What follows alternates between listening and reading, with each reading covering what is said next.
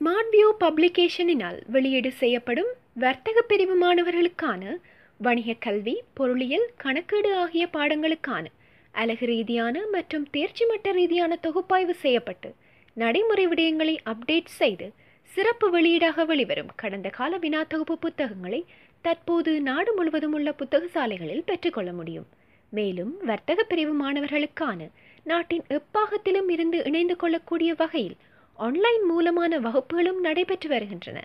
மேலதிக விவரங்களுக்கு தொடர்பு கொள்ள வேண்டிய தொலைபேசி இலக்கம் 077-9734-858. Smart view publication. வணக்கம் ஸ்டூடெண்ட்ஸ். ஓ லெவலில் திருப்திகரமாக முடிச்சுட்டு ஏ லெவலில் வர்த்தக பிரிவு சரி செய்துட்டு வர்த்தக பிரிவில் கணக்கீட்டு பாடம்ன்றதில் அலகு ஒன்றை படிக்க தான் நம்ம இங்கே வந்திருக்கிறோம். ஸோ உங்களுக்கு கணக்கீட்டில் அலகு ஒன்று. ஸோ நம்ம வந்து என்ன சொல்லியிருக்கிறோம், வர்த்தக பிரிவுன்ற பாடத்தை எடுக்கும்போது வர்த்தக பிரிவில் 3 பாடங்கள் இருக்குது. வணிக கல்வி, பொருளியல் மற்றும் கணக்கீடு. இந்த கணக்கீடு என்ற பாடத்தை ஒரு பாடமாக படிக்கிறதுக்கு தான் நம்ம இங்கே வந்திருக்கிறோம். இந்த கணக்கீடு என்ற பாடத்தில் நம்ம இந்த கிளாஸில் பார்க்க போகிறது யூனிட் 1. ஸோ யூனிட் 1 கணக்கீட்டின் அறிமுகம். கணக்கீட்டின் அறிமுகம் கணக்கீட்டின் அறிமுகம் என்றதை தான் நம்ம இந்த இடத்துல பார்க்க போகிற விடயமாக இருக்குது. சரி, இந்த பாட அலகு கூட நம்ம முதல்ல சில விடயங்களை தெரிஞ்சு கொண்டு போகிறோம் என்றால் மிச்சம் நல்ல. அப்போ என்னென்ன விடயம் நம்ம பார்த்துருக்கோம்னு சொன்னால், நம்ம வந்து ஏ லெவலை பொறுத்த வரைக்கும் உங்களுக்கு 5 ஸ்ட்ரீம் இருந்தாலும் இந்த 5 ஸ்ட்ரீமில் நீங்கள் கொமர்ஸ் ஸ்ட்ரீமை ஒரு பாட அலகாக தெரிவு செய்து வந்திருக்கிறீங்க. இப்போ நீங்கள் ஓ லெவல் வரைக்கும் எது வேணாலும் படிச்சிருக்கலாம். ஆனால் ஏ லெவலுக்கு வந்து நம்ம என்ன செஞ்சுருக்கிறோம், நம்ம வந்து 5 ஸ்ட்ரீமில் பயோ இருக்குது, மெத்ஸ் இருக்குது, டெக்னாலஜி ஸ்ட்ரீம் இருக்குது, காமர்ஸ் ஸ்ட்ரீம் இருக்குது, ஆர்ட்ஸ் ஸ்ட்ரீம் இருக்குது. ஸோ இந்த ஸ்ட்ரீமில் வந்து வர்த்தக பிரிவுன்ற ஸ்ட்ரீமை வந்து செலக்ட் பண்ணி வந்திருக்கிறீங்க. இந்த ஸ்ட்ரீமை பொறுத்த வரைக்கும் தொழில்துறை அதிகமாக இருக்கிற ஸ்ட்ரீம்னா இந்த ஸ்ட்ரீம் தான்.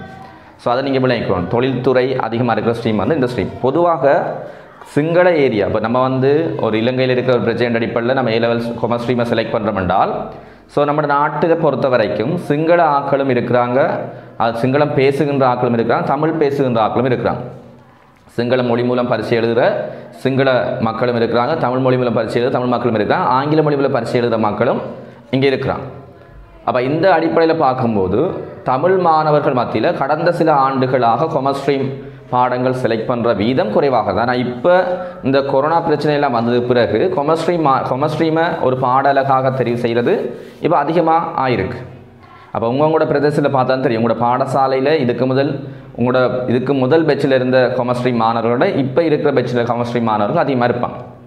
அப்படி நாடளாவிய ரீதியில் செய்து அதிகரிச்சு. என்ன காரணம்னு பார்த்தோம்னா, வெளிநாடுகளில் வேலைவாய்ப்பு தேடுற ஆட்கள் இப்போ அதிகரிச்சிருக்காங்க. இப்போ நம்ம நாட்டில் இருக்கிற பொருளாதார நிலைமையை பார்த்து வெளிநாடுகளில் வேலைவாய்ப்பு தேடுறார்கள் அதிகரித்ததன் காரணமாக வெளிநாடுகளில் வேலைவாய்ப்பு நீங்கள் பெற்றுக்கொள்ளணுமாக இருந்தால் காமர்ஸ் ஸ்ட்ரீமில் ஒரு பாடத்தை நீங்கள் எடுத்திருந்தீங்கன்றால் மிச்சம் என்ன செய்யும் வந்து உங்களுக்கு ஹெல்ப்பாக இருக்குமென்ற அடிப்படையில் நிறைய பேர் என்ன செய்யலாம், காமர்ஸ் ஸ்ட்ரீமை ஒரு பாடமாக செலக்ட் பண்ணிவிட்டு, ஸோ காமர்ஸ் ஸ்ட்ரீமில் வந்து உங்களுக்கு ஏ லெவல் நீங்கள் செய்கிறீங்க, உங்களுக்கான டார்கெட் எப்படி இருக்குன்னு சொல்லி பார்த்தோம்னால், காமர்ஸ் ஸ்ட்ரீமில் வந்து நீங்கள் ஏ லெவல் செய்யும்போது ஏஎல் பரீட்சை எழுதின பிறகு, ஏ லெவல் பரீட்சையில் 3 பாடம் இருக்குது. இந்த ஏ லெவல் பரீட்சை எழுதின பிறகு உங்களுக்கு அடுத்த ஆப்ஷனாக இருக்கிறது வந்து யூனிவர்சிட்டி. சரியா, யூனிவர்சிட்டின்னு சொல்லும், யூனிவர்சிட்டி உங்களுக்கு இருக்க போகுது. ஸோ நீங்கள் சம்டைம் இந்த யூனிவர்சிட்டி செலக்ட் ஆகலை என்று சொல்லி பார்த்தோம்னால், ஸோ உங்களுக்கு வேறு ப்ரொஃபஷனல் ஸ்டடீஸும் இருக்குது.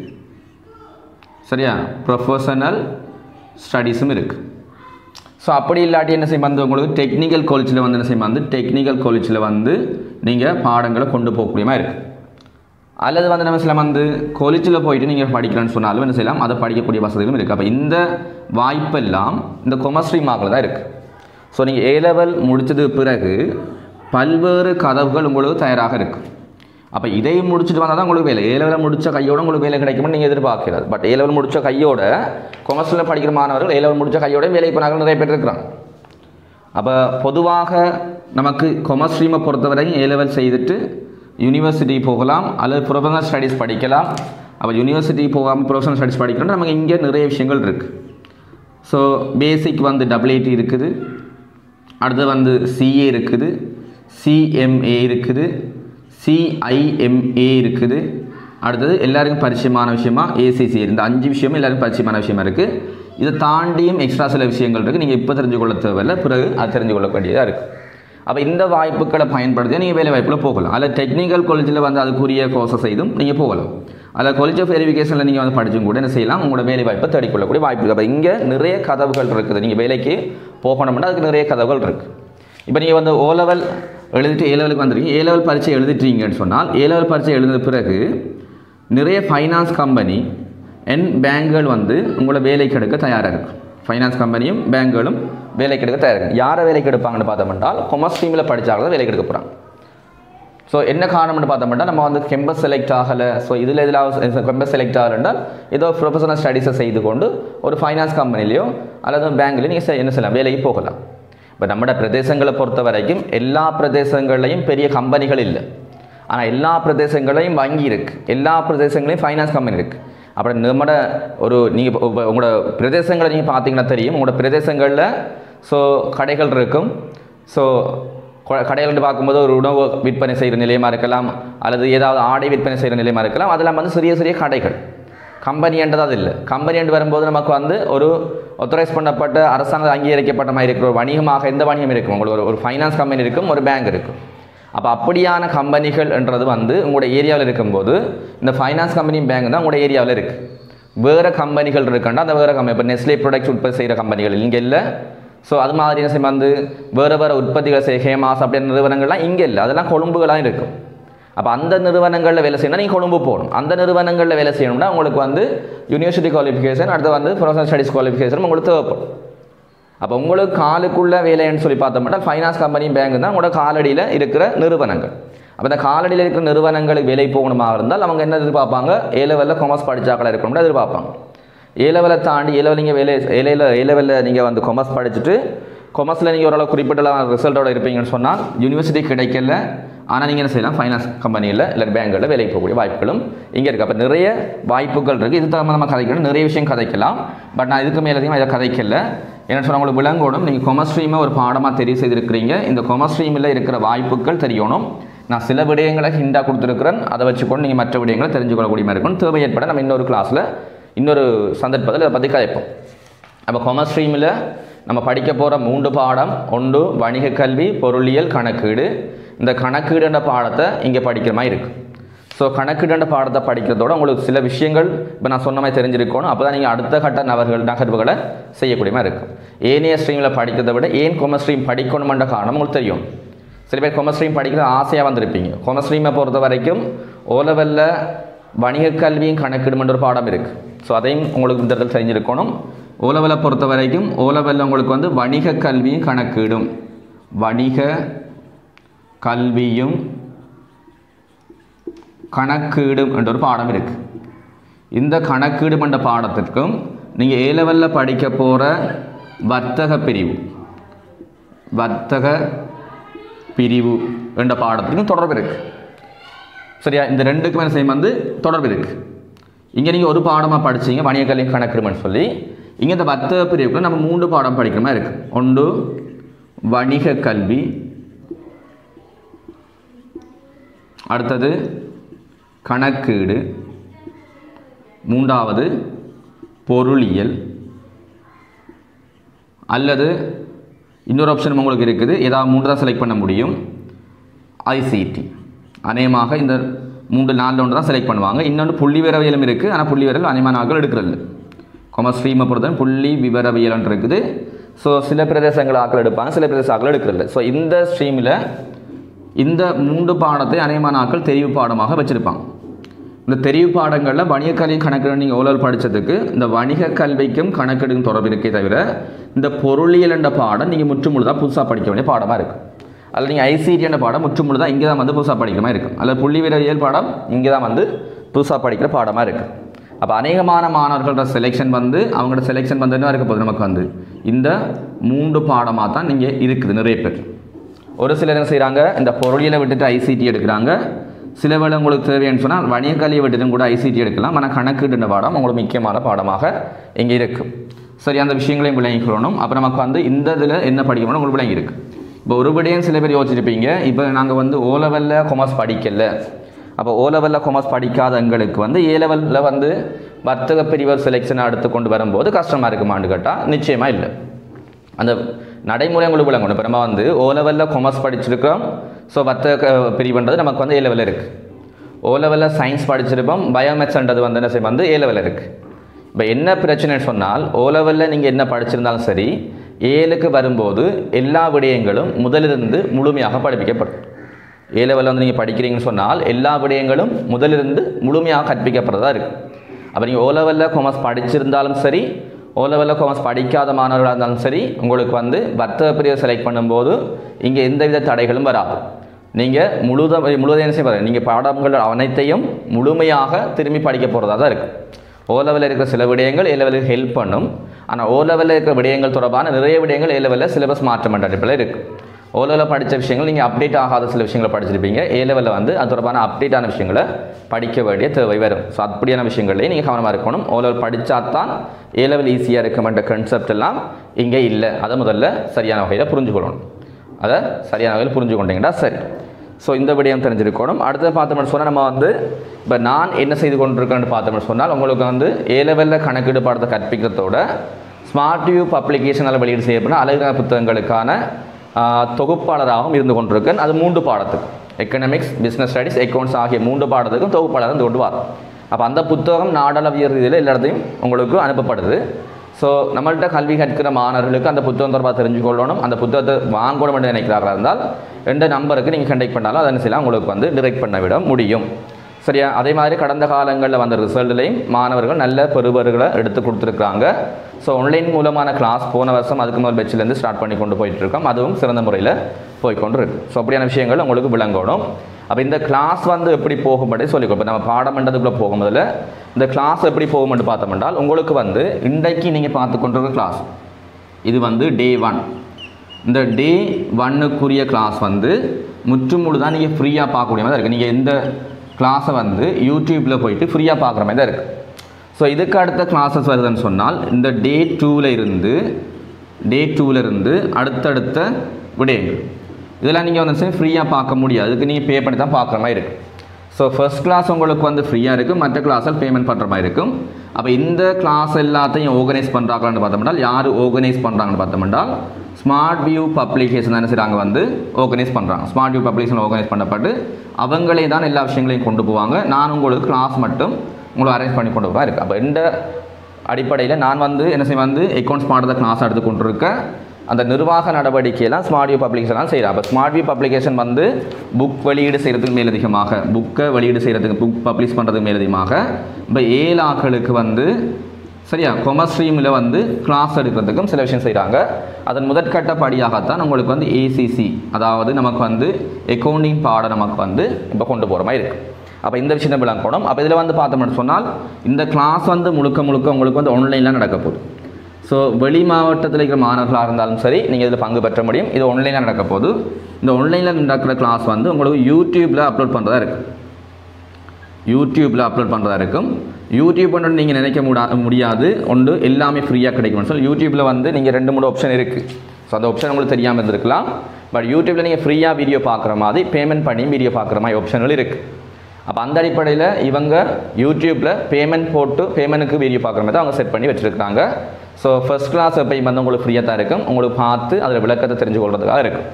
சரி, அப்படியான விஷயங்கள் நீங்கள் தெரிஞ்சுக்கணும். அடுத்த பாருங்கள், நமக்கு வந்து டிரெக்டாக பாடத்தில் போகும் அப்படியான விஷயங்கள் உங்களுக்கு விளங்கிட்டா சரி. அந்த பாடத்துக்குரிய கோர்ஸ் டீட்டெயில் மற்றவங்களுக்கு வந்து எப்படி அந்த பாடம் போகும்ன்ற விடயங்கள் எல்லாம் நீங்கள் மேலதிகமாக கதைக்கணுமாக இருந்தாலும் செய்யலாம். ஸோ அதுக்குரிய அட்மின் ஆக்கள் இருக்கிறாங்க. உங்களுக்கு எனக்கு கண்டெக்ட் பண்ணாலும் நான் விஷயங்களை உங்களுக்கு சொல்லுவேன். எனக்கு சொல்ல முடியலைன்னா நான் உரிய ஆளுக்கு அந்த தகவலை மாற்றி விடுவேன். அவங்க உங்களுக்கு சொல்லுவாங்க. அப்படியான விஷயங்களை பார்க்கணும். அப்போ இந்த பாடம் எப்படி போகும்னு பார்த்தோம்னா உங்களுக்கு இப்போ நான் உதாரணமாக சொல்லணும்னு சொன்னால் இப்போ கணக்கீட்டு பாடத்தை பொறுத்த வரைக்கும் உங்களுக்கு எல்லாமே டியூடாக தான் வரும். கணக்கீட்டு பாடத்தில் உங்களுக்கு அனைத்து விடயங்களும் டியூடாக தான் வரும். அப்போ டியூட்டில் தான் நோட்ஸ் இருக்க போது அந்த டியூட் உங்களுக்கு வந்து பிடிஎஃப் அனுப்பப்பட மாட்டாது. டியூட் வந்து உங்களுக்கு போஸ்ட்டில் அனுப்பப்படும். அப்போ நீங்கள் வந்து கிளாஸை தொடர்ச்சியாக கண்டினியூ பண்ணுற ஆக்களாக இருந்தீங்கன்னா எங்களை தொடர்பு கொள்ளும்போது உங்களுக்கான டியூட்லேருந்து மற்ற விடயங்கள்லாம் போஸ்ட்டில் அனுப்பப்படும். ஸோ அதன் மூலமாக நீங்கள் சில அதை பெற்றுக்கொள்ள முடியும். மற்ற உங்களுக்கு அந்த கிளாஸுக்குரிய லிங்க் வந்து என்ன செய்யப்படும், உங்களுக்கு வந்து குரூப்பில் ஷேர் பண்ணப்படும். அந்த குரூப்பில் ஷேர் பண்ணப்படுற லிங்கை வச்சுக்கொண்டு நீங்கள் சில கிளாஸை கண்டினியூ பண்ணக்கூடிய மாதிரி இருக்கும். ஸோ இதுதான் நடைமுறையாக இருக்கும். உங்களுக்கு பெரிய சிக்கலெல்லாம் இருக்காது. நீங்கள் ஒரு நேரடியான ஒரு கிளாஸில் போய் எப்படி கற்க போகிறீங்களோ அதே மாதிரி உங்களுக்கு டியூட் வந்து உங்களோட கையில் வந்து கிடைச்சது பிறகு நீங்கள் என்ன செய்யலாம், அந்த டியூட்டில் நாங்கள் சொல்கிற விடயங்களை எழுதி பயிற்சிகளை செய்து நீங்கள் தொடர்ச்சியாக கற்கிற மாதிரி இருக்குது. ஸோ அந்த வகையில் இலகுபடுத்தப்பட்ட ஒரு விடயமாக தான் இருக்குது. ஏன் யூடியூப்பில் போகிறோம் என்றால், Zoom கிளாஸில் போகிறத விட யூடியூப்பில் போகும்போது உங்களுக்கு ஒரு தடவையில் கிளாஸ் பார்த்து உங்களுக்கு திருப்தி இல்லைன்னா இன்னொரு தடவை ப்ளே பண்ணி பார்க்கக்கூடிய வாய்ப்பும் இருக்குது. ஸோ ஒரு விடயம் விளங்குனா திரும்பி கேட்கக்கூடிய வாய்ப்பும் இருக்குது. அந்த குறிப்பிட்ட காலத்துக்கும் இந்த கிளாஸை பார்த்து முடிக்கலாம் என்றால் ஒரு சலுகையும் உங்களுக்கு தரப்படும். ஒரே நாளில் நீங்கள் பார்த்து முடிக்கணும் இல்லை, அதுக்கு ஒரு குறிப்பிட்ட காலம் தரப்படும். அப்போ அந்த பாடத்தை முடிக்கிறது அந்த குறிப்பிட்ட காலம் தரப்பட்டனா அந்த குறிப்பிட்ட காலத்துக்குள்ளே நீங்கள் என்ன செய்யலாம், அந்த கிளாஸை பார்த்து முடிக்கக்கூடிய மாதிரி இருக்கும். ஸோ அப்படியான தகவல் தான் உங்களுக்கு இருக்கிற மாதிரி இருக்கும். ஸோ அப்படியான விஷயங்கள் உங்களை என்ன செய்யும், மிச்சம் ஹெல்ப்பாக இருக்கும். படிக்கிற ஆட்களுக்கு வந்து மிச்சம் ஹெல்ப்பாக இருக்கும். ஸோ நேரடி கிளாஸில் நீங்கள் எப்படி பங்கு பெற்றீங்களோ அது மாதிரி என்ன செய்யலாம், ஆன்லைன் கிளாஸ்லையும் பங்கு பெற்றக்கூடிய மாதிரி இருக்கும். இப்போ ஆன்லைன் கிளாஸில் பங்கு பெற்றும் போது நேரடி கிளாஸுக்கான சில செலவுகள் குறைவடையும். போக்குவரத்து செலவாக இருக்கலாம் இல்லையா, ஒரு இடத்துல வந்து நம்ம இருந்து ஒரு இடத்துக்கு போயிட்டு அங்கே இருந்து படிக்க போனால் அந்த போக்குவரத்து செலவு நீங்கள் 3 வீல் கொடுத்து போகிறீங்க, 3 வீல் எடுத்து போகிறீங்க, இல்லை பஸ்ஸில் போகிறீங்க, இல்லை பைசைக்கிள் தான் போகிறீங்கன்னு சொன்னாலும் உங்களுக்கு அதுக்கான போக்குவரத்து செலவு இப்போ உங்களுக்கு என்ன செய்யாது, இருக்காது. மற்ற உங்களோட ஃப்ரீ டைமில் நீங்கள் படிக்கிற மாதிரி இருக்குது. ஸோ உங்களோட வீட்டில் இருந்து உங்களோட ஃப்ரீ டைமில் நீங்கள் படிக்கிற மாதிரி இருக்கும்போது நிறைய செலவுகள் குறைவடையும். ஒரு இடத்துல நீங்கள் என்ன செய்யும் வந்து ரெடி ஆகிட்டு போகணும்னு அவசியம் இருக்காது. ஸோ உங்களோட வீட்டில் எந்த டைம் ஃப்ரீயான டைமோ அந்த டைமை ஒதுக்கி வச்சுட்டு அந்த டைமில் நீங்கள் இந்த கிளாஸை பார்க்கக்கூடிய மாதிரி இருக்கும். அப்போ இந்த கிளாஸ் வந்து ரெகுலராக ஒரே டைமில் உங்களுக்கு ஒரு கிழமையில் 3 நாள் அந்த கிழமையில் 3 நாளும் ரெகுலராக அதே டைமில் வந்து உங்களுக்கு அப்லோட் பண்ண போகிறதா இருக்கும். அந்த ரெகுலராக டைம் அந்த அப்லோட் பண்ணப்படுற டைமில் நீங்கள் அந்த கிளாஸை பார்த்துட்டிங்கன்னா மிச்சம் என்ன செய்யும் வந்து உங்களுக்கு ஹெல்ப்பாக இருக்கும். சரி, வாங்க பாடத்துக்குள்ளே போகும். ஸோ நமக்கு வந்து நான் சொன்ன மாதிரி கணக்கீட்டில் நம்ம பார்க்க போகிறது யூனிட் 1 கணக்கீட்டின் அறிமுகம். அப்போ கணக்கீடு என்றால் என்ன என்ற தொடர்பாக தான் நம்ம இதெல்லாம் பார்க்க போகிறோம். சரியா, நம்ம இதில் படிக்க போகிற பாடம் கணக்கீடு. இந்த கணக்கீடு தொடர்பான சிறியதொரு விளக்கமாக இந்த பாடம் உங்களுக்கு இருக்குது. இதோட உங்களுக்கு ஒரு இன்ட்ரடக்ஷனை தரும். கணக்கீடு தொடர்பான ஒரு விளக்கங்களை விளங்கிக் கொள்வதற்கான ஒரு இன்ட்ரடக்ஷனாக இந்த பாடம் உங்களுக்கு இருக்கும். அப்போ இந்த பாடத்தில் முதலாவது டியூட்டில் பாருங்கள். உங்களுக்கு டியூட் கிடைச்சாக்களாக இருந்தீங்கன்னு சொன்னால் டியூட்டை பாருங்கள். அதில் வந்து பார்த்தோம்னா முதலாவது கணக்கீடும் அதன் முக்கியத்துவம் என்று சொல்லப்பட்டு கீழே ஒரு கன்செப்ட் மேப் பண்ண ஒரு எண்ணக்கருப்படம் ஒன்று தரப்பட்டு, அப்போ எண்ணக்கரு வரைபடம் அதில் எண்ணக்கருப்படம் தரப்படும். அந்த கன்செப்ட் மேப் எதை சொல்லும் என்றால், நீங்கள் இதுக்கு பிறகு படிக்க போகிற விடயங்கள் தொடர்பாக சுருக்கமான விளக்கம் அந்த கன்செப்ட் மேப்பில் இருக்குது. இப்போ இந்த கன்செப்ட் மேப்ன்றதை உங்களுக்கு செய்ய விளம்பரம். கன்செப்ட் மேப்னு சொல்கிறது நீங்கள் அந்த குறிப்பிட்ட செக்ஷன் தொடர்பாக பிறகு படிக்கிற விஷயங்களை விளக்கமாக படிக்க போகிறோம் என்றால் அந்த விளக்கங்கள் தொடர்பான ஒரு ஷோர்ட் மெப்பாக தான் இருக்க போகுது. அப்போ இது வந்து உங்களுக்கு என்னவா இருக்குமென்னு சொன்னால் உங்களுக்கு வந்து ஒரு குறுகிய தகவலுக்கு தான் இருக்குது. அப்போ நம்ம நிறைய விஷயம் நம்ம விரிவாக படிக்க போகிறோம். அந்த விரிவாக படிக்க போகிற தொடர்பான சுருக்கமான விடயம் இந்த கன்செப்ட் மேப்பில் இருக்குது. அப்போ இந்த கன்செப்ட் மேப்பை பார்த்து அதுக்கான விடயங்களை உங்களால் சொல்ல முடியுமா இருந்தால் அந்த குறிப்பிட்ட விடயம் தொடர்பாக அந்த விரிவான நோட்ஸை நீங்கள் படிக்க தேவையில்லை. அப்போ நான் சொல்கிறது என்னது, இந்த இடத்துல சுருக்கமாக இருக்கும். இந்த சுருக்கமாக இருக்கிற விடயம் சுருக்கமாக காணப்படும். சரியா, இந்த சுருக்கமாக இருக்கிற கன்செப்ட் மேப்பில் இருக்கிற விஷயம்தான் நீங்கள் பிறகு விரிவாக படிக்க போகிறீங்க. நீங்கள் விரிவாக எல்லாத்தையும் படித்ததுக்கு பிறகு நீங்கள் திரும்பி இருக்க நான் படித்தது பிறகு நீங்கள் படிக்க போகிறீங்க. படித்தது பிறகு இதை படிச்சுட்டீங்கன்றால் திரும்பி ஒரு எக்ஸாம் வரும்போது இதை திரும்பி போய் படிக்கணும்னு அவசியம் இல்லை. நீங்கள் என்ன செய்யணும், விரிவான நோட்ஸ் இருக்கட்டும், இந்த சுருக்கமான நோட்ஸ்ன்னு சொல்லப்பட்ட சுருக்கமான விடயம் கன்செப்ட் மேப்பை தரப்பட்டுக்கொண்டால் அதில் இருக்கிற விடயங்களுக்கெல்லாம் உங்களுக்கு விஷயங்கள் தெரியுதாண்டு ஒரு மீட்டலோடு செய்து பார்த்தீங்கன்றால் அப்போ இந்த விடயங்கள் எல்லாம் படித்ததுக்கு அது சமனாக இருக்குது. இந்த விடயங்கள் எல்லாம் படித்ததுக்கு என்ன செய்ய அது சமனாக இருக்கும். ஸோ அந்த அடிப்படையில் உங்களுக்கு எல்லா டியூட்லையும் 16 பாடங்கள் இருக்குது. ஏ லெவல் அக்கௌண்ட்ஸை பொறுத்த வரைக்கும் 16 பாடங்கள். இந்த 16 பாடங்களையும் உங்களுக்கு என்ன செய்யப்பட்டிருக்கும், கன்செப்ட் மேப் ஒன்று தரப்பட்டிருக்கும். அந்த கன்செப்ட் மேப்பின் அடிப்படையில் உங்களுக்கு என்ன செய்யப்படும், உங்களுக்கு கற்பித்தல் இருக்குது. அப்போ கன்செப்ட் மேப்பில் வந்து சுருக்கமான விடயங்கள் இருக்கும். அங்கால கீழே வந்து பார்த்தோம்னா விரிவான நோட்ஸ் இருக்கும். ஸோ விரிவான நோட்ஸை படித்தது பிறகு கன்செப்ட் மேப்பை வச்சுக்கொண்டு நீங்கள் என்ன செய்யலாம், சில விஷயங்களை பார்த்துக்கொள்ளக்கூடிய இருக்குது. சரி, ஓகே. நம்ம வந்து கன்செப்ட் மேப்பில் என்ன சொல்லப்பட்டு பாருங்கள். அதில் சொல்லப்பட்ட பார்த்தா கன்செப்ட் மேப்பில் இருக்கிற விஷயம் முதலாவது கணக்கீடு. அப்படியே கணக்கீடு என்றால் அறிமுகம் தெரியும். கணக்கீடு என்றால் என்னென்று தெரியும். ரெண்டாவது கணக்கீடு நோக்கம், ஏன் கணக்கீடு ஒன்று செய்யப்படும், அதில் அக்கறை செலுத்தும் தரப்பினை யார். அப்போ கணக்கீடு என்று சொன்னால் அந்த கணக்கீடில் யாரெல்லாம் அக்கறை கொள்வாங்க, யாருக்கெல்லாம் பயன்பாடு இருக்கோ அவங்களாம் அக்கறை கொள்வாங்க. யாருன்னு பார்க்கணும். சரியா, அவங்க அக்கறை கொள்வதற்கான காரணம் ஏன் வந்து அவங்க அக்கறை செலுத்துகிறாங்க. சரியா, அடுத்து கணக்கீட்டின் வகை, நிதி கணக்கீடு, முகாமை கணக்கீடு, செயன்முறை, நிதி கணக்கீடு செயன்முறை, முகாமை கணக்கு செயன்முறை தெரியணும். இவற்றுக்கிட்டான வேறுபாடுகளும் தெரியும். ஸோ ஃபஸ்ட்டாக நம்ம வந்து கணக்கீடு என்றால் அதில் அறிமுகத்தை பார்ப்போம். கணக்கீடு என்று சொல்லப்படுற அறிமுகம். கணக்கீடு என்று சொல்லப்படுறது பார்த்தோம் என்றால் நம்ம நிறைய வணிகங்களை இங்கே நம்ம பார்த்துருக்கோம். நம்மளோட வாழ்க்கையில் இதுவரைக்கும் நிறைய வணிகங்களை பார்த்துருக்கோம். ஸோ நிறைய வணிகம்னு சொன்னால் உங்களோட தெருக்களில் இருக்கிற சில்லறை கடையும் ஒரு வணிகம், உங்களோட பாடசாலை ஒரு வணிகம், அல்ல வைத்தியசாலை உங்களுக்கு முன்னுக்கு இருக்கிற அது ஒரு வணிகம், ஆடை விற்பனை நிலையில் நீங்கள் பார்த்தா அது ஒரு வணிகம் இல்லையா, மரக்கறிகளை விற்பனை செய்கிற நிலையம் இருக்கிற அது ஒரு வணிகம், மார்க்கெட்டில் நீங்கள் நிறைய கடைகளை பார்க்குறீங்கன்னா அது எல்லாமே வணிகங்கள். விளங்க சொல்கிறது. அப்போ இதெல்லாம் உங்களுக்கு தெரிய இருக்கிற வணிகங்கள், வங்கிகள் வணிகங்கள், ஃபைனான்ஸ் கம்பெனி வணிகங்கள். அப்போ இந்த வணிகங்கள் அவங்க செய்கிற கணக்கீட்டு செயல்முறைகள் தொடர்பாக கணக்கு அறிக்கைகள் தயாரிக்க வேண்டியிருக்கு. ஸோ ஃபார் எக்ஸாம்பிள் பார்த்தோம்னால் இப்போ ஒரு வணிகத்தை நம்ம எடுக்கும்போது அந்த வணிகத்தின் தகவல்களில் அக்கறை செலுத்துறாக்கள் இருப்பாங்க. இப்போ பேங்க் இருக்குன்னு வச்சுக்கொள்ளும். ஸோ பேங்க் இருக்குன்னு பார்த்தோம்னால் இந்த பேங்கோட நடவடிக்கை தொடர்பாக அக்கறை செலுத்தும் தரப்பினர்கள் இங்கே இருப்பாங்க. இந்த பேங்கில் நடவடிக்கை தொடர்பாக அக்கறை செலுத்தும் தரப்புன்னு பார்த்தோம்னா இந்த பேங்கில் இன்வெஸ்ட் பண்ணாங்க, பேங்குக்கு காசு கொடுத்து இன்வெஸ்ட் பண்ணாங்க, இன்வெஸ்டர் இருப்பாங்க. பேங்கோட நடத்துறதுக்காக காசை இன்வெஸ்ட் பண்ணார்கள் அங்கே இருப்பாங்க. அப்போ இங்கே பேங்க் வந்து தனியார் வங்கியிலுமே அரசு வங்கியில் இருக்கும். அரசு வங்கியாக இருந்தால் அரசாங்கம் அதுக்கான முதலீடை கொடுக்கும், தனியார் வங்கியாக இருந்தால் தனியார் வங்கி இருக்குமென்னு சொன்னால் ஒரு தனியார் தனியார் நிறைய பேர் ஒன்று சேர்ந்து அந்த காசை கொடுத்துருப்பாங்க, அவங்கள இன்வெஸ்டர்னு சொல்லுவோம். அப்போ இவங்களாம் செய்யப்படுறாங்க அந்த வங்கிகளில் முதலீட்டாக்கள், இவங்களை உரிமையாளர்னு சொல்லுவோம், உரிமையாளர் அல்லது முதலீட்டாளர் இவங்க அங்கே இருக்க போகிறாங்க. அதேமாதிரி பார்த்தோம்னா இங்கே நமக்கு வந்து கஸ்டமர் இருக்க போகிறாங்க. கஸ்டமர்ஸ் என்று பார்த்தோம்னா நமக்கு வந்து வாடிக்கையாளர். ஸோ வாடிக்கையாளர்னு பார்த்தோம்னா பேங்குகளுக்கான வாடிக்கையாளர்னு சொல்கிறது பொதுமக்கள், வங்கிகளுக்கான வாடிக்கையாளர் சொல்கிற பொதுமக்கள். எப்படி அந்த பொதுமக்கள் வருவாங்கன்னு சொன்னால் பொதுமக்கள் அங்கே வைப்புக்கள் டிபாசிட் பண்ணுறதுக்காக வருவாங்க. அதே மாதிரி பார்த்தோம்னு சொன்னால் லோன் எடுக்கிறதுக்காக கடன்களை பெற்றுக்கொள்ள வருவாங்க, வைப்புக்களை வழங்குவதற்காகவும் அதே மாதிரி செய்ய கடன்களை பெறுவதற்காகவும் வருவாங்க. இப்போ அது மாதிரி செய்ய கடன்கள் நிறைய கடன்லாம் இருக்குது, வைப்புகளே நிறைய வைப்பெல்லாம் இருக்குது. ஸோ அதை பிறகு பார்ப்போம். அப்போ இவங்களும் அதில் அக்கறை செலுத்த தரப்பினர். ஸோ இதை தாண்டி பார்த்தோம்னால் அந்த நாட்டின் அரசாங்கம் சரியா கவர்மெண்ட் என்ன செய்யும் வந்து அக்கறை செலுத்து. அரசாங்கம் வங்கி என்ற அடிப்படையில் செய்யலாது, வங்கி என்ற அடிப்படையில் அதிக வட்டியது கடன் கொடுக்க இயலாது. அப்படி அதிக வட்டியது கடன் வங்கிகள் கொடுக்குமாக இருந்தால் அது அரசாங்கம் என்ன செய்யும், அதை கட்டுப்படுத்த பார்க்கும். சரியா? அப்போ அது உங்களுக்கு விளங்கும். அப்போ அரசாங்கம் வரப்போகுது. சரியா? அப்போ உங்களுக்கு நோமலாக விளங்கி இருக்கும். இந்த வங்கிகளை பொறுத்த வரைக்கும் இப்படியான ஆக்கள் அக்கறை செலுத்த தரப்பில் இருக்கிறாங்க. இப்படியான ஆக்கள் என்ன செய்கிறாங்க, ஒரு வணிகத்தின் இந்த வங்கியை பொறுத்த அங்கே உரிமையாளர், இந்த வங்கியை பொறுத்த வரைக்கும் வாடிக்கையாளர், வங்கியை பொறுத்த வரைக்கும் அரசாங்கம், இந்த வங்கியின் மீது அக்கறை செலுத்த தரப்பில் இருக்காங்க. அதில் நீங்கள் பாடசாலைன்னு எடுத்தீங்கன்னு சொன்னால், ஸ்கூல் எடுத்தீங்கன்னு சொன்னால், ஸ்கூலில் 6 அக்கறை செலுத்துவாங்கன்னு பார்த்தோம்னால் அங்கே வேலை செய்கிற ஆக்கள் ஒன்று. ஸ்கூல் எல்லாம் கவர்மெண்ட்டுக்கெல்லாம் வருது. அப்போ ஸ்கூலில் இன்வெஸ்ட் பண்ணாக்கள் வந்ததுன்றால் அது கவர்மெண்ட் தான்.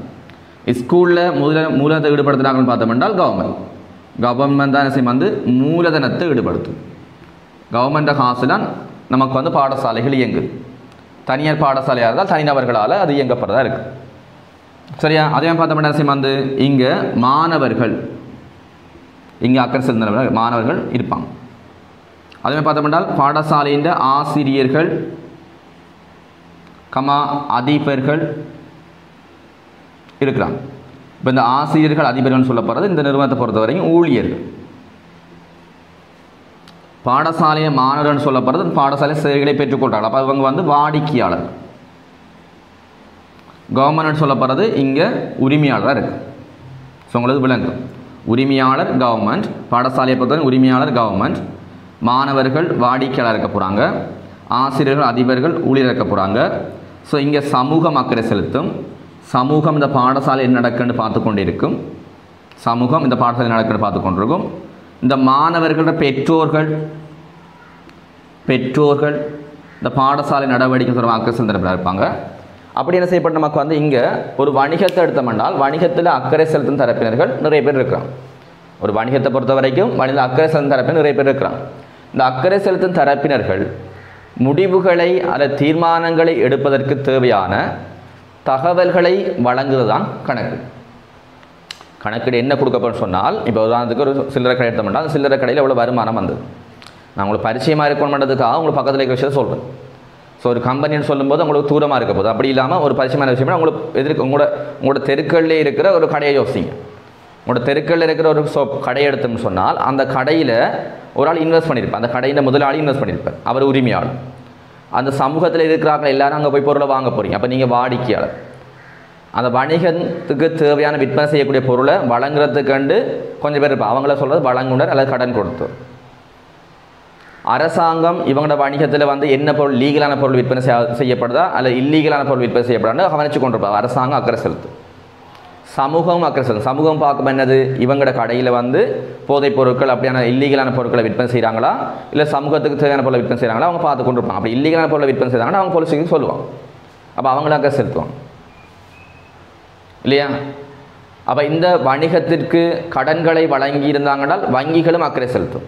அப்போ நிறைய பேர் ஒரு வணிகத்தில் அக்கறை செலுத்தும் தரப்பினராக இருக்க போகிறாங்க. இந்த அக்கறை செலுத்தும் தரப்பினர்கள் தீர்மானம் எடுக்கணும். எப்படி தீர்மானம் எடுக்கிறது? ஒரு வணிக அடிப்படையில் பார்த்தோம்னால், இப்போ ஒரு சில்லறை கடையில் முதலாளியாக இருக்கிறான்னு சொன்னால், சில்லறை கடையின் ஒரு உரிமையாளர் இருக்கான்னு சொன்னால், அந்த சில்லறை கடையின் முதலாளி அந்த உரிமையாளர் அவர் இன்வெஸ்ட் பண்ணப்பட்ட காசு அதை வச்சு வணிகத்தை நடத்தி கொண்டிருக்கிறார். இப்போ நம்ம வந்து வணிகத்தை விரிவாக்கணும்னா அந்த மூலத்துக்கு தேவையான அதுக்கு தேவையான காசை இன்னும் கொண்டு போடணுமா இல்லையான்றதை முடிவெடுக்கணும். நான் சொல்ல பாருங்க, நமக்கு வந்து ஒரு வணிகத்தை நடத்தி கொண்டிருக்கிற நபர், ஒரு வணிகத்தை ஒரு ஆள் நடத்தி கொண்டிருக்கிறார், ஒரு வணிகத்தை ஒரு ஆள் நடத்தி கொண்டிருக்காருன்னு வச்சுக்கொள்வோம். இந்த வணிகத்தை நடத்தும் போது இவர் 1000 இன்வெஸ்ட் பண்ணியிருக்கிறார். இந்த வணிகத்தில் இன்வெஸ்ட் பண்ணியிருக்கார். இந்த வணிகத்தை விரிவாக்கணும், இவரை கடையை கொஞ்சம் பெருசாக்கணும். அப்போ அதுக்கு இன்னொரு 500,000 அவருக்கு தேவை. அப்போ இந்த காசை இன்வெஸ்ட் பண்ணணுமா இல்லையான்றதை முடிவெடுக்கணுமென்றால் அதுக்கு சில தகவல்கள் அவருக்கு தேவை. அப்போ என்ன வகையான தகவல் தேவைன்னு பார்த்தோம்னா, இந்த வணிகத்தை விரிவாக்கணும் முடிவெடுக்க முதல்ல அவர் யோசிக்கணும், இந்த 1000 ரூபாயை போட்டு நான் இன்வெஸ்ட் பண்ணியிருக்கிறேன், இந்த வணிகம் இதுக்கு ஏற்ற அளவுக்கு எனக்கு லாபம் தருதா இருந்தால் நான் இன்னும் காசு போடலாம். அப்போ இன்னும் காசு போடும்போது இன்னும் அதிகமான லாபம் கிடைக்கும். அப்போ இந்த 1000 ரூபாய் இன்வெஸ்ட் பண்ணதுக்கான காசு, 1000 இன்வெஸ்ட் பண்ணதுக்கான காசு போதுமான அளவு ரிட்டர்ன் தரலண்டா, போதுமான லாபத்தை தரலண்டா இந்த வணிகத்தில் இன்வெஸ்ட் பண்ண வேண்டிய அவசியம் அவருக்கு இருக்காது. இன்வெஸ்ட் பண்ணது அவருக்கு நட்டமாக இருக்கும். அப்போ நமக்கு விளங்கணும், இந்த வணிகம் லாபம் அடைகிற வணிகமாக இருந்தால் நான் இன்னும் மேலதிகமாக காசை கொண்டு போடுவேன். இந்த வணிகம் நட்டம் அடைகிற வணிகமாக இருந்தால் இதுக்கு மேலே காசை கொண்டு போட மாட்டேன். போட்ட காசை இப்படி எடுக்கலாமே தான் பார்ப்பேன். அப்போ அவங்களுக்கு விளங்கணும், அக்கறை செலுத்தும் தரப்பினரெல்லாம் யார் யாருன்னு சும்மா நார்மலாக சொல்லியிருக்கேன், நான் எல்லாத்தையும் திரும்பி பார்ப்போம். அப்போ அக்கறை செலுத்தும் தரப்பினர்கள் அவங்களுக்கு தேவையான தீர்மானம் எடுக்குது. இப்போ ஒன்று உரிமையாளர்னா இன்னும் காசு போடணுமான்னு யோசிப்பார். வாடிக்கையாளர் நம்ம இருந்தோம்னா அங்கே போய் பொருளை வாங்கணுமா இல்லையான்னு யோசிப்போம். அரசாங்கம்னு சொன்னால் அரசாங்கம் இவங்க இல்லீகலான நடவடிக்கையில் ஈடுபடுறாங்களா இல்லையா, உரிய வகையில் வரிகளை செலுத்துகிறாங்களா இல்லையான்னு கவனித்து கொண்டிருக்கும். அப்போ அதுக்கான தீர்மானங்கள் எடுக்கணும் என்றால் அவங்களுக்கு அந்த தீர்மானங்களை மேற்கொள்வதற்கான தகவல் கொடுக்கணும். அப்போ அந்த தகவலை கொடுக்குற வழிமுறை தான் அந்த கணக்கு. அப்புறம் வந்து இங்கே ஒரு முதலீட்டாளருக்கு நம்ம எப்படி தகவல் கொடுப்போம்னு பார்த்தோம்னால், அந்த வணிக நிறுவனத்தின் லாப நட்டம். அப்போ வணிக நிறுவனத்தில் நம்ம வந்து லாபம் உழைக்கப்படுதா அது எவ்வளவு, அல்லது நட்டம் வருதா அது எவ்வளோன்றதுக்கான தகவலை நம்ம கொடுத்தோம்னால் அதை வச்சு கொண்டு அவர் என்ன முடிவெடுப்பார், இந்த 5 லட்சம் ரூபா காசை கொண்டு அந்த வணிகத்தில் முதலீடு செய்கிறதா தேவையில்லையான்ற முடிவெடுப்பார். அப்போ அக்கறை செலுத்தும் தரப்பிலான முதலீட்டாளர் இந்த வணிகத்தில் காசனை முதலீடு செய்வதா இல்லையான்ற தீர்மானத்தை எடுப்பதற்காக இந்த லாபம் அல்லது நட்டம் என்ற தகவலை நம்ம அவருக்கு வழங்குகிறோம். இந்த லாபம் அல்லது நட்டம் என்ற தகவலை எங்கேருந்து நம்ம பெற்றுக்கொள்வோம் பார்த்தோம்னால் வணிகத்தின் கணக்கீடிலிருந்து பெற்றுக்கொள்வோம். அப்போ கணக்கீட்டின் பிரதான நோக்கம் என்னன்னு சொன்னால், ஒரு வணிகத்தில் அக்கறை செலுத்தும் தரப்பினர்கள் அவங்களுக்கு தேவையான தீர்மானங்களை மேற்கொள்றதுக்காண்டி அவங்களுக்கான தகவல்களை வழங்குவது தான் என்னது கணக்கீடு. அப்போ கணக்கீட்டின் பிரதான நோக்கம் அல்லது தொழிற்பாடுன்னு கேட்டால் இதே விட என்ன, அக்கறை செலுத்துகின்ற தரப்பினர்கள் அல்லது தகவல்களை பயன்படுத்துகின்ற தரப்பினர்கள் தீர்மானங்களை மேற்கொள்வதற்காக முடிவுகளை எடுப்பதற்காக தகவல்களை வழங்குகின்ற செயற்பாடு தான் கணக்கீடு. இந்த தகவல்களை வழங்குகின்ற செயற்பாடு தான் கணக்கீட்டின் தொழிற்பாடு. தகவல்களை வழங்குதல் தான், அதாவது தீர்மானம் மேற்கொள்வது அந்த அக்கறை செலுத்தும் தரப்பினர்கள் தீர்மானங்களை மேற்கொள்ளும் தகவலை வழங்குதல் தான் அங்கே வந்து கணக்கீட்டின் நோக்கம். ஸோ அப்படியான விஷயங்கள் உங்களுக்கு விளங்குனா சரி. அப்போ கணக்கீடு என்றால் உங்களுக்கு விளங்கணும். இப்போ நான் சொன்ன விஷயங்கள் உங்களுக்கு விளங்கும். எந்த ஒரு வணிகமாக இருந்தாலும் சரி, அந்த வணிகங்கள் தொடர்பாக அக்கறை செலுத்தும் தரப்பினர்கள் இங்கே காணப்படுறாங்க. இந்த அக்கறை செலுத்தும் தரப்பினர்கள் தீர்மானங்கள் முடிவுகள் எடுப்பதற்கான தகவல்களை வழங்குகின்ற செயற்பாடு தான் கணக்கீடு. திரும்பி சொல்வதன் காரணம், இந்த சமன்பாடு பாடமாக இருக்கும். சமன்பாடில் இந்த வரைவிலக்கணம் பாடமாக இருக்கும். ஏன்னு சொல்லி பார்த்தோம்னா, உங்களோட A-level எக்ஸாம் பேப்பரை பொறுத்த வரைக்கும் GCEAL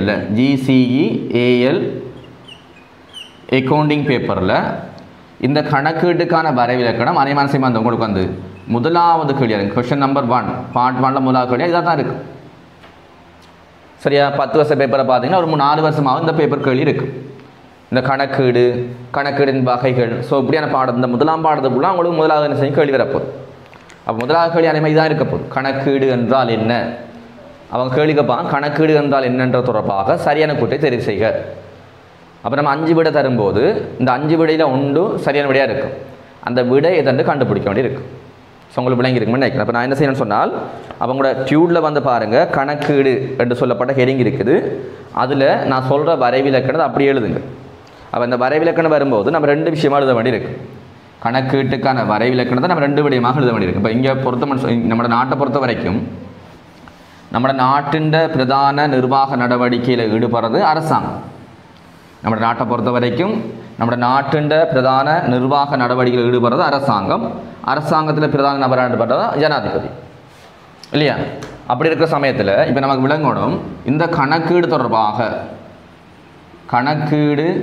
தொடர்பான பிரதான நிறுவனம் என்று வரும்போது, பிரதான நிறுவனம் நீங்கள் இலங்கைக்குள்ளே பார்ப்பீங்களாக இருந்தால் கணக்கீடு தொடர்பான பிரதான நிறுவனம் CA என்று சொல்லும், சார்ட்டர்ட் அக்கௌண்டன்சி ஃபர்ம் CA. இதை சர்வதேச ரீதியாக பார்க்கும்போது, இன்டர்நேஷ்னல் ரீதியாக பார்க்கும்போது கணக்கீடு தொடர்பான பிரதான நிறுவனம் AAAன்னு சொல்லுவாங்க. இங்கே CAன்னு சொல்கிற மாதிரி அங்கே AAA என்றால் அமெரிக்க அக்கவுண்டிங் அசோசியேஷன். இந்த அமெரிக்க அக்கவுண்டிங் அசோசியேஷன் தான் கணக்கீடு தொடர்பான சர்வதேச ரீதியாக காணப்படுற பிரதான நிறுவனம். அப்போ நம்ம என்ன பார்க்க போகிறோம்னு சொன்னால், முதலாவது கணக்கீடு என்று சொல்லும்போது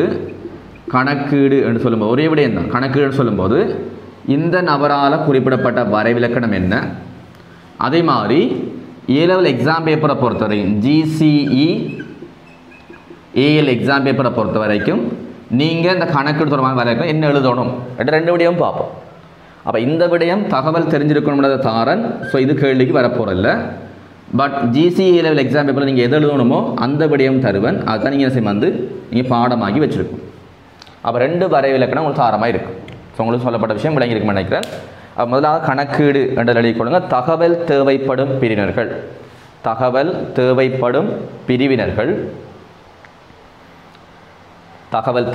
பிரிவினர்கள். ஸோ உங்களுக்கு டியூட் தந்து டியூட்லேயே உங்களுக்கு என்ன செய்யும், அது பாடங்கள் கொண்டு போகிற மாதிரி இருக்கும். தகவல் தேவைப்படும் பிரிவினர்கள். தீர்மானங்கள் அல்லது முடிவுகளை எடுப்பதற்கு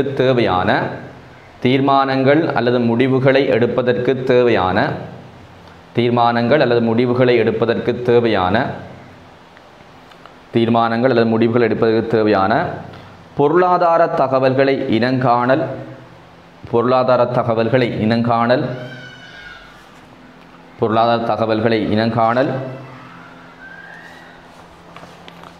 அளவீடு செய்தல்,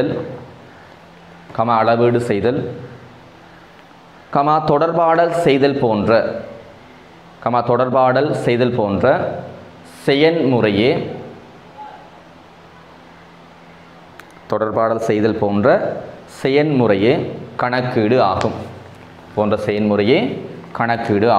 இந்த கணக்கீடுன்னு சொல்லப்படும் இந்த வரையில் சொன்னாலும் பார்த்தோம்னால் அமெரிக்க எழுதி கொடுங்க. அப்படி அமெரிக்க கீழே எழுதுங்களா? ஸோ இங்கேருந்து நீங்கள் எழுத ஆரம்பிச்சிருக்கீங்கன்னு சொன்னால், ஸோ இந்த கோணரில் அதுக்கு 6 சொன்னாலும் எழுதி கொடுங்க. அமெரிக்க கணக்கீட்டு சங்கம்.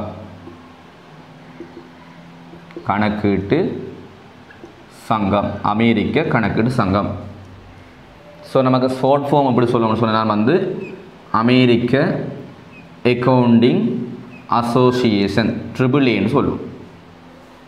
சரியா? இந்த ஒரு வரைவிலக்கணம் முதலாவதாக கணக்கீடு தொடர்பாக எழுதப்பட்டிருக்கும். ஸோ கீழே பாருங்கள், பொதுவான வரைவிலக்கணம் தான் நீங்கள் GCE A-level எக்ஸாம் பேப்பரில் அக்கவுண்டிங் பாட சம்மந்தமாக நீங்கள் பார்க்கணும்.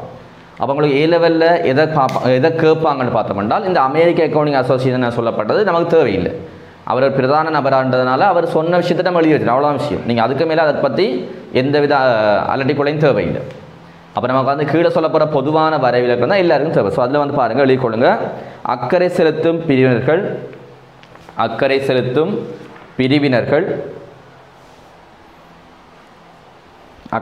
பிரிவினர்கள் பொருளாதார தீர்மானங்களை பொருளாதார தீர்மானங்களை எடுப்பதற்கு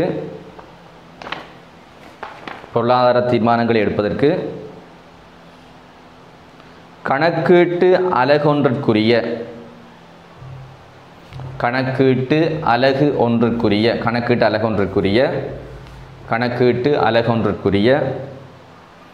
பிரேக்கெட்டுக்கு போடுங்க அறிக்கையிடும் நிறுவனம்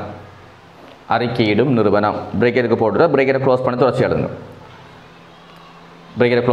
எழுதுங்க பொருளாதார தகவல்களை வழங்கும் முழுமையான செயல்முறையே கணக்கீடு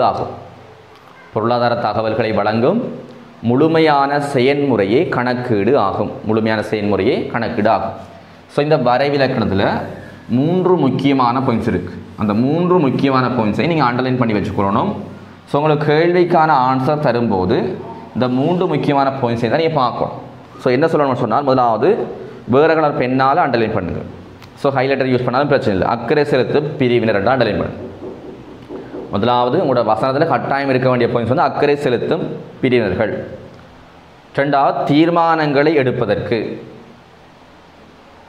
3வது தகவல்களை வழங்குதல். இந்த 3 பாயிண்ட்ஸ் கட்டாயம் என்ன செய்ய வந்து இந்த 3 பாயிண்ட்ஸ் சொல்லப்படுறது கணக்கீடு என்று சொன்னாங்க என்றால், இந்த கணக்கீடு என்று சொல்லப்படுறதுக்குள்ள ஒன்று இருக்கணும் அக்கறை செலுத்தும் பிரிவினர்கள் என்றது கட்டாயம் இருக்கணும். 2வது தீர்மானங்களை எடுக்க அல்லது மேற்கொள்ள தகவல்களை வழங்குதல். இதுதான் முக்கியமான பாயிண்ட்ஸ். இப்போ இதுக்கு முன்னுக்கு பார்த்தோன்னா தீர்மானங்களை மேற்கொள்ள பொருளாதார தீர்மானம்னு சொல்கிறோம். இந்த பொருளாதாரம்னு சொல்லப்படுற வேர்டு இதில் முன்னுக்கு சொன்னோம் இல்லையா, இந்த பொருளாதார வேர்டு என்று சொல்லப்படுற வேர்டு ஒரு அடைமொழி மாதிரி. கருப்பு காகம், அழகான மயில் என்று சொல்கிற மாதிரி தான் அந்த விஷயம். அப்போ அது முக்கியமான பாயிண்ட்ஸ்ன்றதுக்கு இல்லை. தீர்மானம் மேற்கொள்ள தீர்மானம் எடுக்கின்ற விஷயம் தான் முக்கியம். அப்போ அது இருக்கான நம்ம தேடணும். அப்போ நமக்கு வந்து விளங்கணும் இதில் என்ன விஷயத்தை முக்கியத்துவம். ஒரு வரைவிலக்கணம் சொல்கிறோம் என்றால், இந்த வரைவிலக்கணத்தில் இந்த 3 பாயிண்ட்ஸும் உள்ளடக்கியதாக அந்த வரைவிலக்கணம் இருந்தால் உங்களோட வரைவிலக்கணம் சரி. நீங்கள் இதில் ஏதாவது ஒன்றை மிஸ் பண்ணுறீங்க என்றால் அந்த வரைவிலக்கணம் பிள்ளை. அப்போ முழுமையாக நீங்கள் எல்லாத்தையும் பாடமாக்குது. நான் உங்களுக்கு சொல்ல இந்த முழுமையாக எல்லாத்தையும் பாடமாக்கல. உங்களுக்கு இந்த 3 பாயிண்ட்ஸ் இருக்கணும் பாடமாக்குறீங்கன்றால் இதை வச்சுக்கொண்டு உங்களோட வசனங்களை நீங்கள் உங்களோட மொழிநடையில் எப்படி மாற்றினாலும் அந்த விட சரி. அக்கறை செலுத்தும் தரப்பினர்கள் தீர்மானங்கள் மேற்கொள்வதற்கான தகவல்களை வழங்குகின்ற செயற்பாடு கணக்கீடு. அப்போ இந்த 3 விடை தான் நீங்கள் தேடும். அப்போ இந்த 3 விடை தான் பார்க்கணும். தகவல்களை வழங்கும்போது பொருளாதார தகவல்களை வழங்குன்னு சொல்லலாம். அந்த பொருளாதார தகவல்னு சொல்லப்படுறது இங்கே அடைமொழி மாதிரி. சரி, இப்போ இந்த 3 விடயத்தையும் தாண்டி அங்கே இன்னொரு விடயம் நம்ம கதைக்கப்பட்டிருக்கு. இந்த 3 விடயத்தையும் தாண்டி இன்னொரு விடயம் கதைக்கப்பட்டிருக்குது. கணக்கீட்டு அலகு அல்லது அறிக்கையிடும் நிறுவனம் என்ற ஒரு விடயம் கதைக்கப்பட்டிருக்கு. கணக்கீட்டு அலகு அல்லது அறிக்கையிடும் நிறுவனம். ஸோ இதை நடு நம்ம பார்க்கணும். கணக்கீட்டு அலகுன்னு சொல்கிறோம் அல்லது அறிக்கை நிறுவனம்னு சொல்கிறோம். சரியா, இதை நடு பார்க்கணும். இந்த கணக்கீட்டு அலகு அல்லது அறிக்கை நிறுவனம்னு சொல்லப்படுறது அந்த வணிகத்தை தான் அவங்க குறிப்பிட வராங்க. வணிகம் என்று தான் குறிப்பிட வராங்க. பட் என்ன விஷயம்னு பார்த்தோம்னால், இந்த கணக்கீட்டு அலகு அல்லது அறிக்கை நிறுவனம்ன்றது சட்டப்படி ஒரு நிறுவனமாக இருக்கொண்டு அவசியம் இல்லை. ஃபார் எக்ஸாம்பிள் நான் சொல்கிறேன் பாருங்கள், உங்களுக்கு விளங்கக்கூடிய நான் சொல்கிறேன். இப்போ உங்களோட ஏரியாவை பொறுத்த வரைக்கும் நான் சொல்கிறேன் பாருங்கள். நான் உதாரணத்துக்கு HNB பேங்க் நான் உதாரணமாக சொல்கிறேன் நான் பழமையாக, அதனால் அதையே சொல்கிறேன். HNB பேங்க் இருக்குன்னு வச்சுக்கணும். HNB பேங்கோட ஹெட் ஆஃபீஸ் தலைமை நிறுவனம். ஹெட் ஆஃபீஸ் எங்கே இருக்குன்னு பார்த்தோம்னால், இந்த ஹெட் ஆஃபீஸ் வந்து இது கொழும்பில் இருக்குது. HNB ஹெட் ஆஃபீஸ் வந்து எங்கே இருக்குது? கொழும்பில் இருக்குது. இந்த HNB ஹெட் ஆஃபீஸ் கொழும்பில் இருக்கும்போது இதுக்கான அடுத்த கிளைகள் வரும்போது இங்கே நிறைய மாகாணம் இருக்குது. மொத்தமாக எத்தனை மாகாணம் இருக்குது? நமக்கு வந்து இலங்கையை பொறுத்த வரைக்கும் 9 மாகாணம் இருக்குது. 9 ப்ரொவின்ஸ் இருக்குது. 9 மாகாணங்களில் ஒன்று நான் உதாரணமாக சொல்ல பாருங்கள். 9 மாகாணங்களில் ஒன்று கிழக்கு மாகாணம்.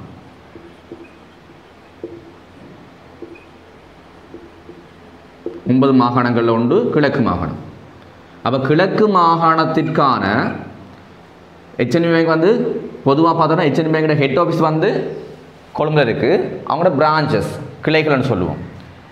கிழக்கு மாகாணத்தை பொறுத்த வரைக்கும் கிழக்கு மாகாணத்தில் அவங்களோட HNB பேங்க் ஒன்று இருக்குது. அது ரீஜனல் ஆஃபீஸ்னு சொல்லுவாங்க. ரீஜனலில் ப்ரொவின்ஷியல் ஆஃபீஸர்னு சொல்லுவாங்க.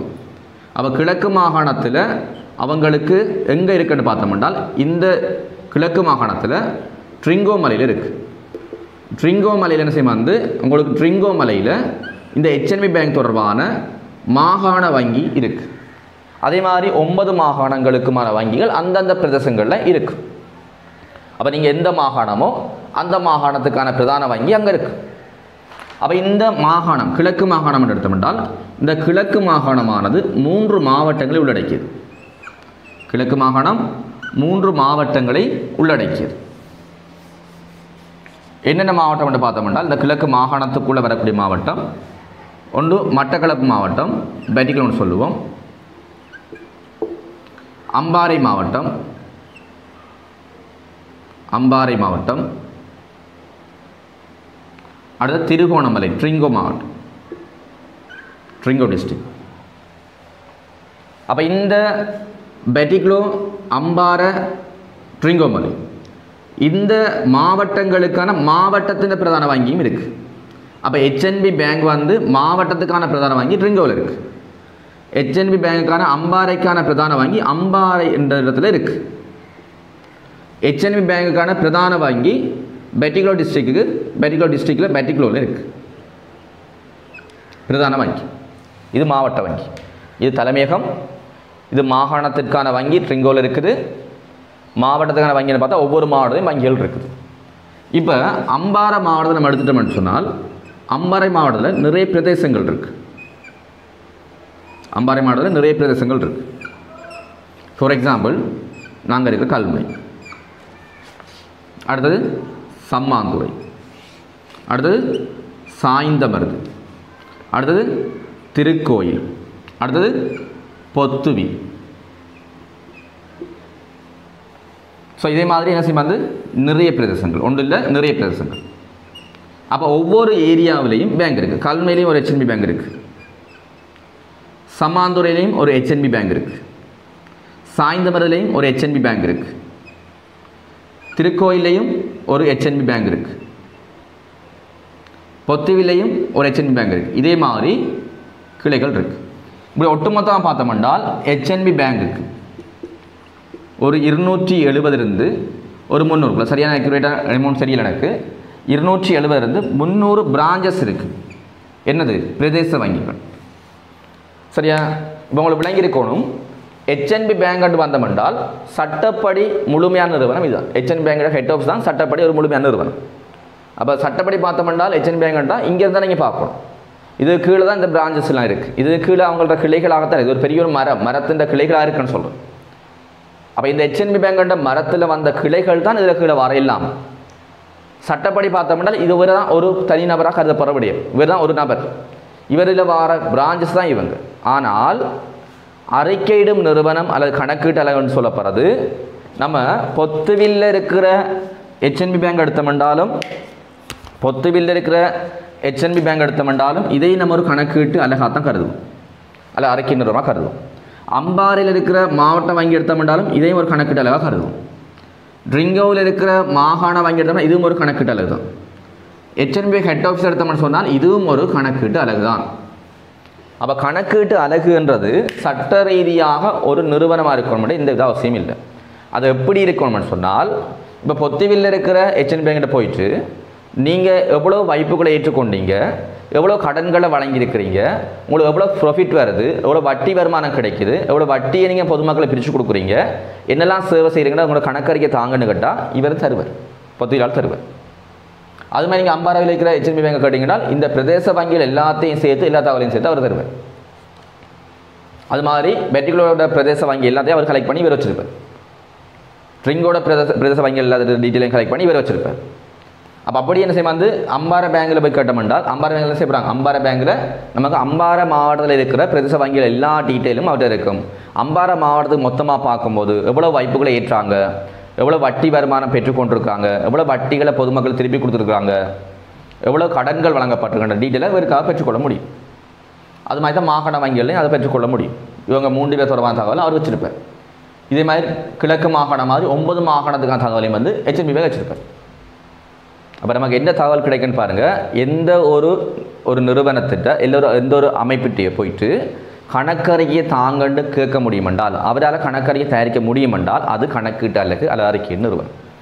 அப்போ அறிக்கை நிறுவனம் வந்து இதுவும் ஒரு அறிக்கை நிறுவனம் தான், இதுவும் ஒரு அறிக்கை நிறுவனம், இதுவும் ஒரு அறிக்கை நிறுவனம், இதுவும் ஒரு அறிக்கை நிறுவனம். அப்போ அறிக்கையிடும் நிறுவனம் அல்லது கணக்கீட்டு அலகுன்னு சொல்கிறது சட்ட ரீதியாக ஒரு நிறுவனம் இருக்கணும் அவசியம் இல்லை. அப்போ இது கணக்கு எப்படி சொல்கிறேன், ஹெட் ஆஃபீஸ் தான் வந்து ஒரு சட்ட ரீதியான நிறுவனம். இந்த பொத்தியில் HNB பேங்க் தனியாக இயங்கக்கூடிய ஒரு சட்ட ரீதியான நிறுவனம் இல்லை. ஆனால் இவங்களும் கணக்கறியை தயாரிக்கலாம். பொத்துவில் பிராஞ்சில் இவ்வளோ வைப்புகள், கடன்கள், வைப்புக்கான வட்டிகள், செலவுகள் என்று பார்க்கலாம். அப்போ இவர் கணக்கறியை தயாரிக்க முடியுமா? எஸ். அப்போ அவர் யார்? கணக்கீட்டு அலகு அல்லது அறிக்கையிடும் நிறுவனம். அதே மாதிரி தனி மனிதனும் கணக்கீட்டு அலகாக கருதப்படும். எப்படி சொல்கிறது? ஒரு தனி மனிதன் நான் இருக்குன்னு வச்சுக்கொள்ளும். தனி மனிதனா நான் இருக்குன்னு வச்சுக்கொள்ளும். தனி மனிதன் நான் இருக்குன்னு வச்சுக்கொள்ளும். இப்போ தனி மனிதன் நான் இருக்குன்னு சொன்னால் நான் இப்போ நமக்கு ஒரு பரிச்சயமான விஷயம்னு சொன்னால் டெக்ஸ். பரிச்சயமான விஷயம் என்னது? டெக்ஸ். இப்போ டெக்ஸை பற்றி நிறைய கதைகள்லாம் இருக்குது.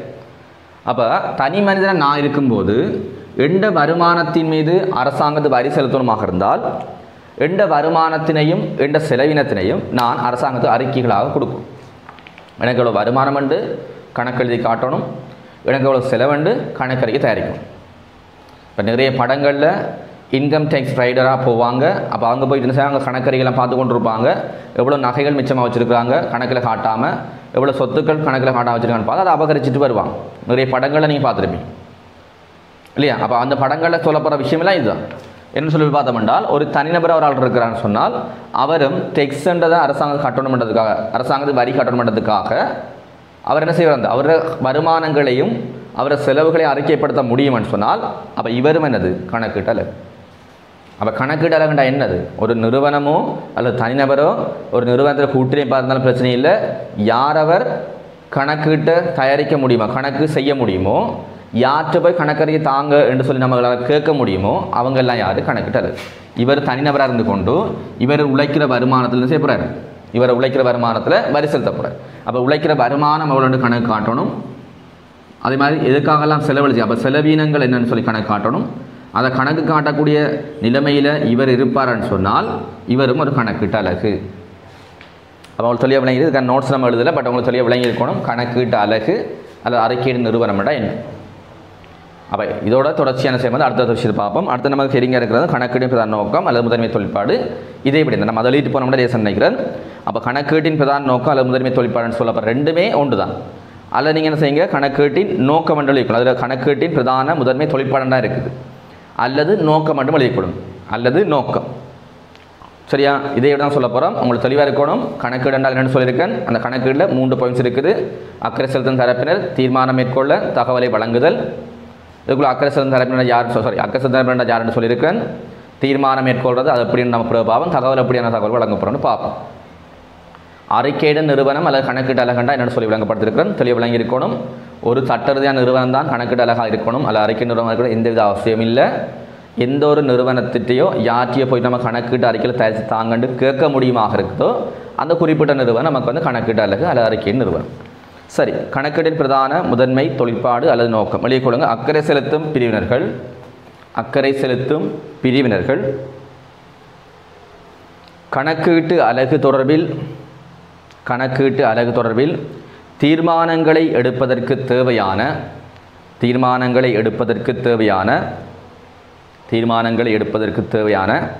பொருளாதார தகவல்களை வழங்கல். அக்கறை செலுத்தும் பிரிவினர்கள் கணக்கீட்டு அலகு தொடர்பில் தீர்மானங்களை எடுப்பதற்கு தேவையான பொருளாதார தகவல்களை வழங்கல் அல்லது தொடர்பாடல் செய்தல் கணக்கீட்டின் பிரதான தொழிற்பாடு ஆகும். சரி, ஸோ இதோட நான் முடிக்கிறேன். இப்போ இந்த பாடம் கிளாஸ் வந்து ஆன்லைன் வீடியோ கிளாஸாக நடக்குன்னு சொன்னால், ஸோ உங்களுக்கு வந்து ஒரு இடத்துல வந்து நான் ஸ்பீடாக சொல்கிறேன், நோட்ஸ் எழுத கஷ்டமாக இருக்குன்னு ஃபீல் பண்ணிங்கன்னா நீங்கள் என்ன செய்யலாம்? அந்த இடத்துல ஸ்டாப் பண்ணிவிட்டு அந்த நோட்ஸை மெதுவாக கேட்டு எழுதலாம். அது பிரச்சனை இல்லை. இப்போ நான் உங்களுக்கு வந்து ஒரு 1 hour கிளாஸாக உங்களுக்கு கொடுத்துறேன்னு சொன்னால் இந்த 1 hour கிளாஸை நீங்கள் 1 hourலேயே பார்த்து முடிக்கிற மாதிரி இருக்கா. சில இடத்துல ஸ்டாப் பண்ண வேண்டியிருக்கும், சில இடத்துல ரிவைண்ட் பண்ணி கேட்க வேண்டியிருக்கும். ஸோ அப்படி உங்களுக்கு அதுக்கான வசதி தரப்பட்டுரும். இப்போ ஜூம் கிளாஸ்னால் நீங்கள் அதை செய்யலாம். நீங்கள் டவுட்டாக திரும்பி அவர்கிட்ட என்ன செய்வாங்க கேட்டால் தான் அவர் திரும்பி விளங்கப்படுத்துகிற மாதிரி இருக்குது. ஆனால் வீடியோ கிளாஸ் வரும்போது அப்படி இல்லை. ஸோ நீங்கள் வந்து உங்களுக்கு ஒரு விடயம் விளங்கலைன்னு சொன்னால் நீங்கள் ரிவைண்ட் பண்ணி போயிட்டு என்ன செய்யலாம், திரும்பி கேட்டுட்டு வரலாம். நான் சொல்கிற விடயம் ஸ்பீடாக சொல்லி கொண்டிருக்கேன்னு சொன்னால் நீங்கள் நோட்ஸுக்காக வெயிட் பண்ணதில் திரும்பி என்ன செய்யலாம், ரிவைஸ் பண்ணிவிட்டு மெதுவாக நீங்கள் அதை போட்டு என்ன செய்யலாம், ப்ளே பண்ணலாம். இல்லை நான் கதைக்கிற விடயங்கள் உங்களுக்கு ஸ்பீடாக இல்லாமல் ஒரு ஸ்லோவாக இருக்குன்னு சொன்னால் இந்த வீடியோவிலே நீங்கள் ஸ்பீடை கூட்டலாம், ஸ்பீடை குறைக்கலாம். ஸோ அப்படியான விஷயங்கள் உங்களுக்கு வசதிகள் இருக்குது. அப்போ அதை பயன்படுத்தி நீங்கள் பாடங்களை படிக்கிற மாதிரி இருக்கணும். ஸோ உங்களுக்கு ஒரு பாடம், உங்களுக்கு ஒரு வீடியோ அனுப்பியிருக்கிறேன்னு சொன்னால் அனுப்பப்பட்டதுலேருந்து நீங்கள் அடுத்தடுத்த நாளில் பார்த்தீங்கன்னா உங்களுக்கு மிச்சம் சுகமாக இருக்கும், அந்த பாடங்கள் நகர்ந்து கொண்டு போகும். சரி, ஓகே. அப்போ இதோட நான் பாடத்தை முடிச்சுக்கொள்கிறேன். அடுத்த கிளாஸில் மிச்ச விஷயத்தை கதைக்கிறேன். ஸோ உங்களுக்கு வந்து இந்த கிளாஸ் தொடர்பான மேலதிக விளக்கம் தேவையாக இருந்தால் நீங்கள் என்ன செய்யலாம், வந்து கீழே நம்பர் இருக்குது, அந்த நம்பரை கனெக்ட் பண்ணுங்கள்.